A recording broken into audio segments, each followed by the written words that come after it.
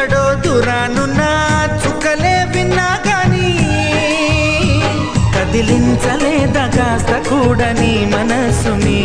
పరదాలు దాటి ఒక్కసారి పలకరించవేమి అందరినీ ఇలా వెంటపడి అడగాల సరదాగా నువ్వే ఎదురైతే సరిపోదా నిద్రపోతున్న రాత్రి నడిగా గుటికి చేరిన గువ్వల నడిగా